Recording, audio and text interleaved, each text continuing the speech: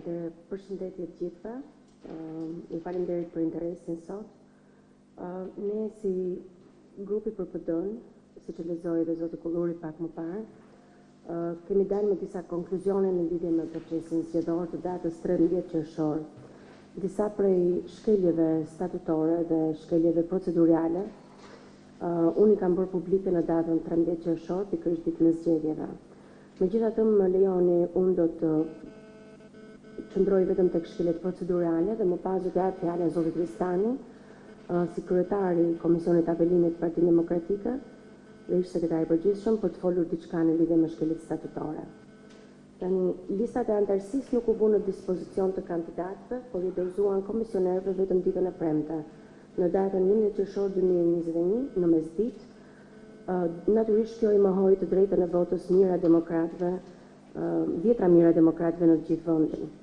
Përjashtimi nga lista e votuesve 28.000 antarëve nga Partia Demokratike, nga kryetari i Partisë Demokratike, është shkelja më e rëndë e drejtës për të zgjedhur.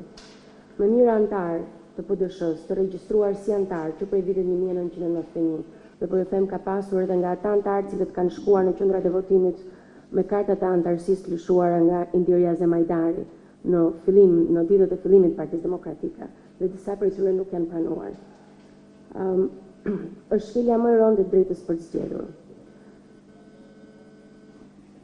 Natyrisht janë përjashtuar nga ky proces themelues partie, ish deputet, ish kryetar degësh Partisë Demokratike, ish kryetar bashkish, ish kryetar qarqesh, student dhjetori të vitit 90, sekretar aktual të degëve, edhe mund t'ja u konkretizoj më tej sepse kam edhe fakte për t'ja u konkretizuar se cilët janë.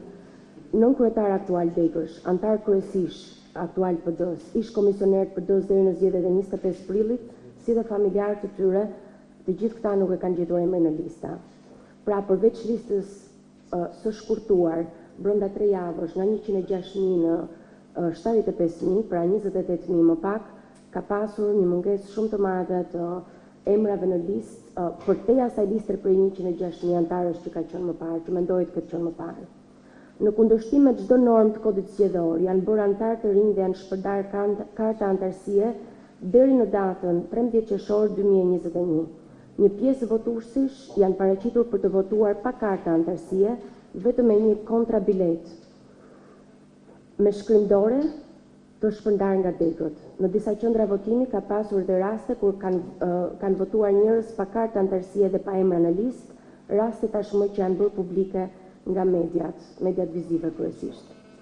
Në kundërshtim me nenin 15 të rregullores mbi modalitetet e procesit zgjedhor për kryetar të Partisë Demokratike, me numër protokollit F-61 të datës 23 maj 2021, ku ka marrë pjesë përfaqësuesi në këtë komision zoti Bislim Ahmetaj, thuhet se secili kandidat ka të drejtë caktojë një auditues për procesin e gjenerimit të dhënave.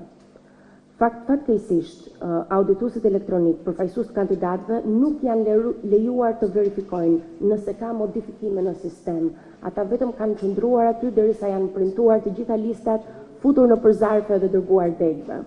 Pra, kjo është një mungesë shumë e madhe sepse ne nuk kemi pasur absolutisht akses në këto lista. Kartat e reja të antarësisë nuk përmbajnë elementet sigurisë, nuk përmbajnë fotografi, nënshkrim të antarit, numër serial të koduar dhe as degën nga e cila lëshohet. Komisioni i zgjedhjeve u përcaktua i gjithë në funksion të kryetarit në detyrë dhe kandidatëve të tjerë s'u la asnjë antar në komision përveç vëzhgues pa status vendimarrje. Infrastruktura fizike dhe ajo njerëzore në selin qendrore dhe ato lokale u vë gjitha në funksion të kryetarit në detyrë.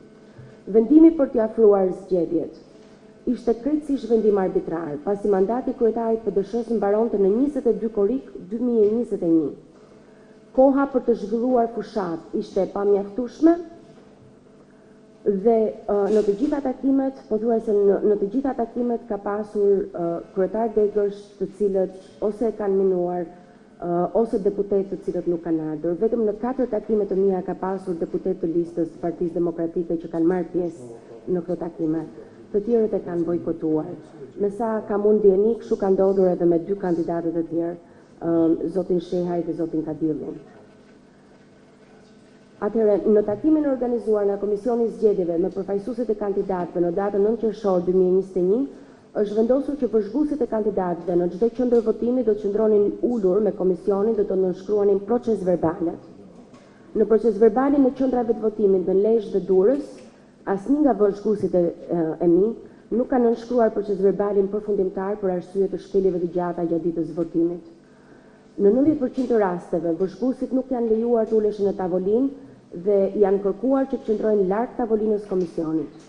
Në njësinë numër 4 në Tiranë është votuar nga 98% të anëtarësisë. Në njësinë numër 8 në Tiranë votimi ka qenë 118% e pjesëmarrësve. Në Dekën Gjirokastër votimi ka qenë vetëm 30%, në Kukës, Has dhe Tropoj, ku normalisht Partia Demokratike gjithmonë fiton bindshëm, votimi nuk e ka kaluar 30%. Pra shifni që në Tiranë ka shkuar numri 118% në disa njësi. Ka pasur raste kur vëzhguesit e kandidatëve për kryetar partie janë kërcënuar nga anëtarët e komisionit. Ka qenë njësia numër 4 në Tiranë dhe Dega në Kavaj.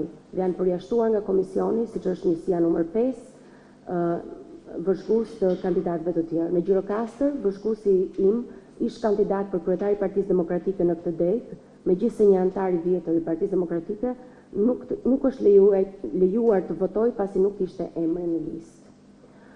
Nuk është zbatuar rregulloria mbi modalitetet e procesit zgjedhor në lidhje me lejimin e votuesve për të votuar me kartat e vjetra të anëtarësisë, duke mos e pasur emrin në listë. Normalisht kjo është punuar, kjo ka qenë është lënë në diskrecionin e plotë të komisioneve. Pra ka pasur komisione zgjedhore të cilët i kanë lejuar ata që nuk kanë pasur emrat në listë, por kanë pasur karta anëtarësie të vjetra që të votojnë dhe kanë mbajtur një listë shtesë.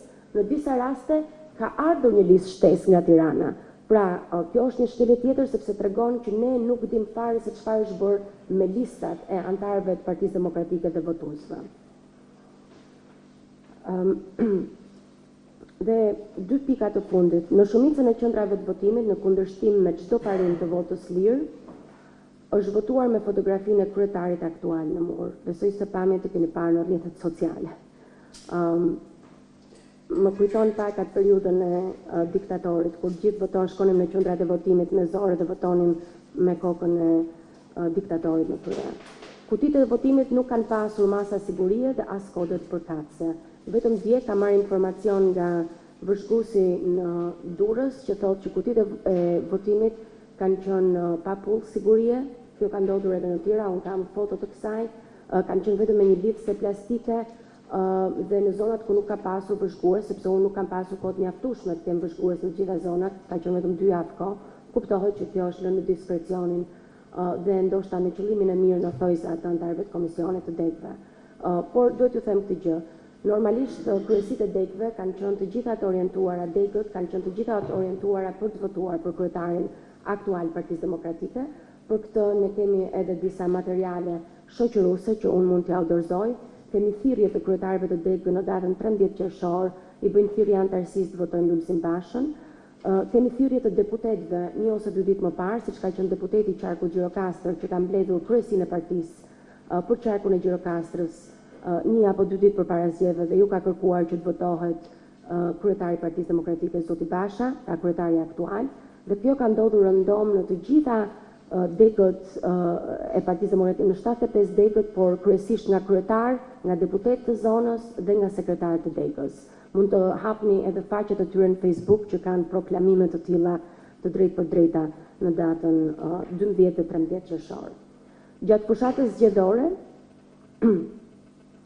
kandidatëve për kryetar të tre kandidatëve për kryetar të PDSH-s nuk i është ofruar asnjë burim administrativ, financiar dhe njerëzor. Të gjitha këto janë përdorur nga kryetari aktual, i cili ka vazhduar normalisht garën nga pozita e kryetarit, duke përdorur të gjitha strukturat e PD-s. Besoj se këtë e keni parë të gjithë, nuk ka nevojë që të bëj një koment tjetër kësaj. Zoti Basha ka pasur jo vetëm enturazhin e tij, por ka pasur gjithë burimet financiare dhe administrative të partisë që për 2 javë të shkojnë në çdo degë, pavarësisht që kishte vizituar 1 herë apo 2 herë, por kjo shpjegohet me shpejtësinë që ai bëri, me shpejtësinë që ai tregoi për këtë garë, për të futur një garë brenda Partisë Demokratike, që unë mendoj që është e qëllimshme, sepse fundit ka rreth 3 javë, 1 muaj, ku ne nuk dëgjojmë më për certifikimin e zgjedhjeve apo për manipulimin dhe vjedhjen e zgjedhjeve të 25 prillit. Ju faleminderit, unë ja jap fjalën tani zotit Tristani.